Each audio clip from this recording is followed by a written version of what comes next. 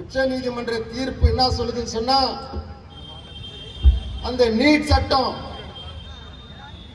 2010 21/12/2010 கொண்டு வந்த அந்த நீட் சட்டம் தமிழகத்தில் இருக்கக்கூடிய அத்தனை மாநிலங்களுக்கு செல்லும். தமிழ்நாட்டுக்கு தனியா விலக்கு கொடுக்க முடியாது என்று உச்ச நீதிமன்றம் தெளிவா தீர்ப்பு கொடுத்துச்சு.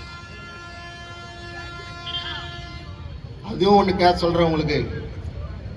அந்த வழக்கில் அரசு தரப்புல நீட் தேர்வு வேணும் என்று வாதாடினது யார் தெரியுமா? மத்திய நிதி அமைச்சராக இருக்கக்கூடிய மு. சிதம்பரம், அவருடைய மனைவி நளினி சிதம்பரம் வழக்கறிஞர். அவர் தான் அரசாங்கத்தினுடைய வழக்கறிஞர். அவர் தான் நீட் தேர்வு தமிழ்நாட்டுக்கு வேணும்னு சொல்லிட்டு வாதாடியவர் நளினி சிதம்பரம். இருக்கிறவங்க யாரும் இதெல்லாம் ரொம்ப சிந்திச்சு பாருங்க.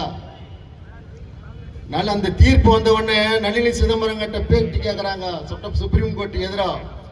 சுப்ரீம் கோர்ட் எதிரா அந்த நளினி சிதம்பரம் என்ன பேட்டி கொடுக்குது என்று சொன்னால், இனிமேல் இந்தியாவிலே நீட் சட்டம் தான், எந்த சூழ்நிலையிலும் இனிமேல் தமிழ்நாட்டுக்கு விலக்கு வராது என்று தெளிவா அந்த அம்மா பேட்டி கொடுத்தாங்க. அதற்கு பிறகு அண்ணன் அம்மா அவர்கள் மறைவுக்கு பின்னால் அண்ணன் எடப்பாடியார் அவர்கள் தமிழகத்துடைய முதலமைச்சராக பொறுப்பேற்ற உடனே சட்டமன்றத்தில் தீர்மானம் கொண்டு வந்தார். தமிழ்நாட்டுக்கு எங்களுக்கு எப்படியாவது நீட்டுக்கு விலக்கு கொடுக்க வேண்டும் என்று சட்டமன்றத்திலே தீர்மானம் கொண்டு வந்தார்.